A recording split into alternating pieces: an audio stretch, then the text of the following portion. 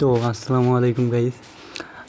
আজকে আপনাদের আমি এমন একটা গুরুত্বপূর্ণ বিষয় শেখাবো যে এটা শিখে থাকলে আপনাদের অনেক ভালো হবে।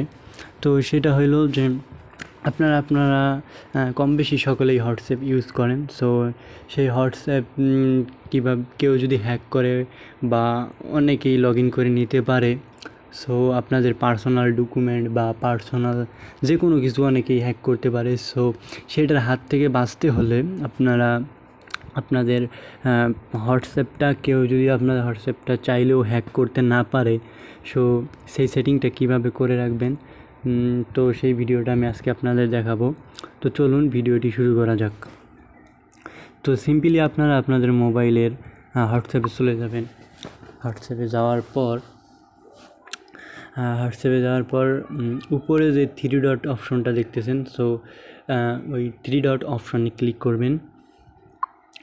সো ক্লিক করার পর আপনারা সিম্পলি এখানে ক্লিক করবেন, এই সেটিং নামে যে অপশনটা আছে, সো সেই সেটিংয়ে ক্লিক করবেন। সেটিংসে ক্লিক করার পর আপনাদের কাছে এরকম একটা ইন্টারফেস শো হবে। সো সেইখানে দেখেন অ্যাকাউন্ট যে নামে অপশনটা যে আসে, সো সেইখানে ক্লিক করবেন।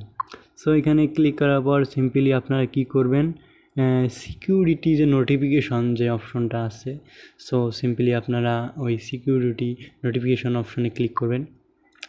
ক্লিক করার পর আপনাদের কাছে এরকম একটা ইন্টারফেস শো হবে। দেখুন এই যে সিকিউরিটি নোটিফিকেশনটা অফ করা আছে, ডিসেবল করা আছে। দেন আপনারা এখানে এটা আপনারা এনাবেল করে দেবেন। এনাবেল করে দিলে আপনাদের যে কেউই যদি কেউ হ্যাক করতে চায় বা কেউ যদি আপনার চুপে হোয়াটসঅ্যাপটা লগ ইন করতে চায়, আপনার কাছে অলরেডি সিকিউরিটি নোটিফিকেশন চলে আসবে।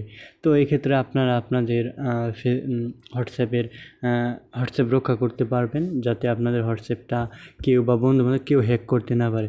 তো আজকের ভিডিওটি কীরকম লাগলো? আমার এই ভিডিওটি ভালো লাগলে প্লিজ আমার চ্যানেলটি সাবস্ক্রাইব করে আমার পাশেই থাকুন।